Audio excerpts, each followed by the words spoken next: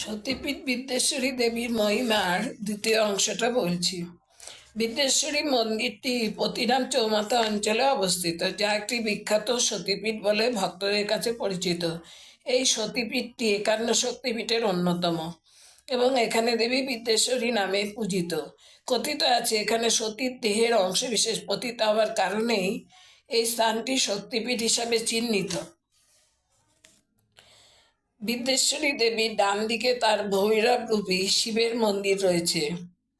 প্রতিদিন এই মন্দির পুজো করা হয়।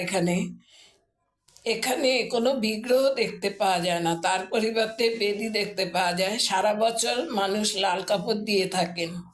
জনশ্রুতি অনুসারে একসময়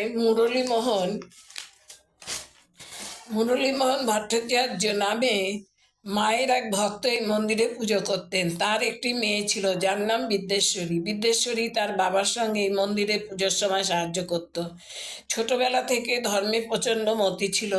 সতী মায়ের কথা বলতে অজ্ঞান ছিল। মায়ের পুজোর সাহায্যে সে খুশি মনেই করত। একদিন সন্ধ্যাবেলায় বিদ্যেশ্বরী মন্দিরে সন্ধ্যা দিতে গিয়ে নিখোঁজ হয়ে যায়।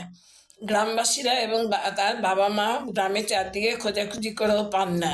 কি করবেন বুঝতে পারছেন না মুরলীমোহন। তিনি শেষ পর্যন্ত ঠিক করেন তার মেয়ে তো মায়ের মন্দিরেই পুজো দিতে এসেছিল, তাই মায়ের কাছেই হত্যে দিয়ে পড়বেন তার মেয়ের খোঁজ জানতে। সেই মতো তিনি চলে আসেন মায়ের কাছে। তারপর যে দৃশ্য দেখলেন তিনি স্তম্ভিত হয়ে গেলেন। এই মন্দির স্থানে এসে দেখলেন একটি লাল শাড়ি, যে লাল শাড়ি পরে তার মেয়ে পুজো দিতে গিয়েছিল।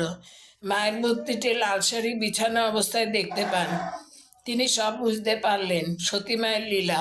তার মেয়েই যে মায়ের সঙ্গে একাকার হয়ে গেছেন। সেই থেকে তার মেয়ের নাম অনুসারে পরবর্তীকাল থেকে মন্দিরটি বিদ্যেশ্বরী মন্দির নামে পরিচিত। প্রতি বছর ভাদ্র মাসে কুশি অমাবস্যা তিথিতে নদীপথে দেবীকে পুজো করতে আসতেন ভবানী পাঠক। সেই ভবানী পাঠক, যার কথা সাহিত্য সম্রাট বঙ্কিমচন্দ্র চট্টোপাধ্যায় লিখে গেছেন। এই বিদ্যেশ্বরী দেবীর সঙ্গে যোগ রয়েছে সাধক বামাখ্যাপার। সাধক বামাখ্যাপা সাধন বলে ও লোকমুখে এই দেবীর কথা শুনেছেন। তিনি নৌকাপথে এবং পদব্রজে চলে এসেছিলেন মায়ের কাছে। এখানে এসে তিনি মায়ের পুজো করেছিলেন। এই পর্যন্ত।